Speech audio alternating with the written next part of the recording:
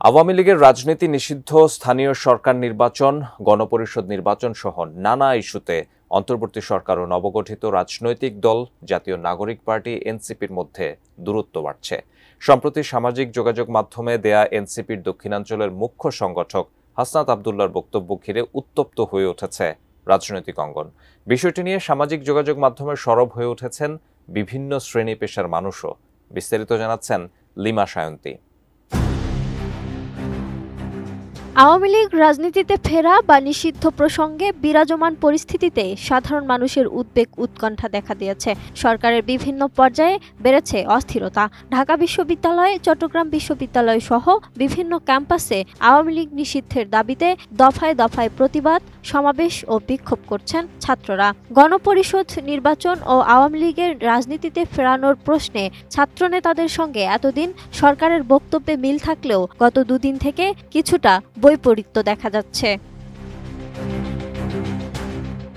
রাজনৈতিক বিশ্লেষকরা বলছেন, ৫ আগস্ট শেখ হাসিনা সরকার পতনের পর ছাত্র জনতার সমর্থনে অন্তর্বর্তী সরকার গঠিত হলেও সময়ের সঙ্গে সঙ্গে নানা ইস্যুতে ছাত্রদের সঙ্গে দূরত্ব বাড়ছিল সরকারের। বিশেষ করে জাতীয় ও স্থানীয় সরকার নির্বাচন এবং আওয়ামী লীগ নিষিদ্ধ প্রশ্নে এ দূরত্ব বেশ দৃশ্যমান হয়। ছাত্রদের সমন্বয়ে গঠিত রাজনৈতিক দল জাতীয় নাগরিক পার্টি সহ কোনো দল জাতীয় নির্বাচনের আগে স্থানীয় নির্বাচনের পক্ষে অবস্থান নিয়েছে।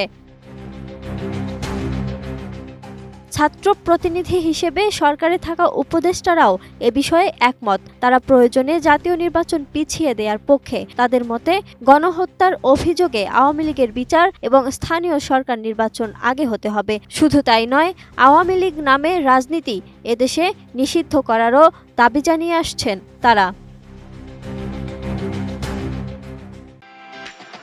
নিউট্রিলাইফ ফ্রুট জুস, ভুটানের তৈরি সুস্বাদু আসল জুস।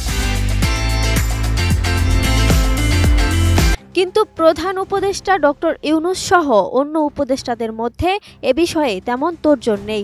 বরং জাতীয় নির্বাচন ঘিরেই সব ধরনের প্রস্তুতি নেওয়া হচ্ছে বলে সরকারের তরফ থেকে বারবার বলা হচ্ছে। নির্বাচন কমিশনও জাতীয় নির্বাচন আয়োজনের প্রস্তুতি নিচ্ছে। সম্প্রতি রাজধানীতে বিভিন্ন জেলার পুলিশ সুপার এবং আইন শৃঙ্খলা বাহিনীর ঊর্ধ্বতন কর্মকর্তাদের সঙ্গে বৈঠকে জাতীয় নির্বাচনের প্রস্তুতি নেওয়ার নির্দেশনা দেন প্রধান উপদেষ্টা। যে কোনো ধরনের হুমকি মোকাবিলা করে সুষ্ঠু ও অবাধ ভোটে দায়িত্ব পালনের নির্দেশ দেন তিনি। প্রধান উপদেষ্টার এমন বক্তব্যের পর রাজনীতিতে নানা ধরনের প্রতিক্রিয়া শুরু হয়েছে। ফেসবুক সহ বিভিন্ন সামাজিক মাধ্যমে নানা মন্তব্য আসতে থাকে। আর ওই দিন রাতেই এনসিপির দক্ষিণাঞ্চলের মুখ্য সংগঠক হাসনাত আবদুল্লাহ তার ফেসবুকে দীর্ঘ বক্তব্য প্রকাশ করেন।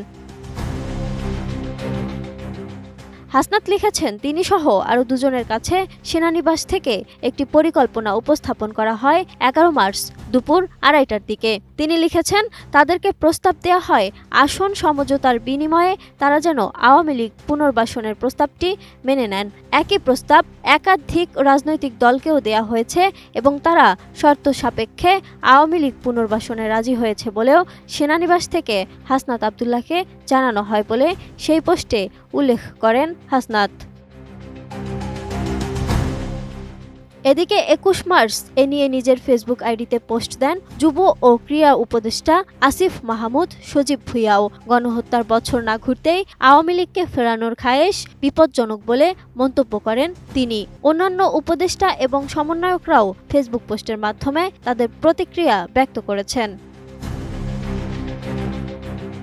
এদিকে ২১ মার্চ সন্ধ্যায় নতুন রাজনৈতিক দল নাগরিক পার্টির জরুরি সংবাদ সম্মেলনে দলটির আহ্বায়ক নাহিদ ইসলামকে আওয়ামী লীগ নিষিদ্ধ প্রশ্নে প্রধান উপদেষ্টা ডক্টর মোহাম্মদ ইউনূসের প্রতি তীব্র নিন্দা জানাতে দেখা গেছে, যেখানে অন্তর্বর্তী সরকারের সঙ্গে এনসিপির দূরত্ব সৃষ্টির বিষয়টি স্পষ্টই দৃশ্যমান হয়। Lima Sayanti, desk report, 18 news.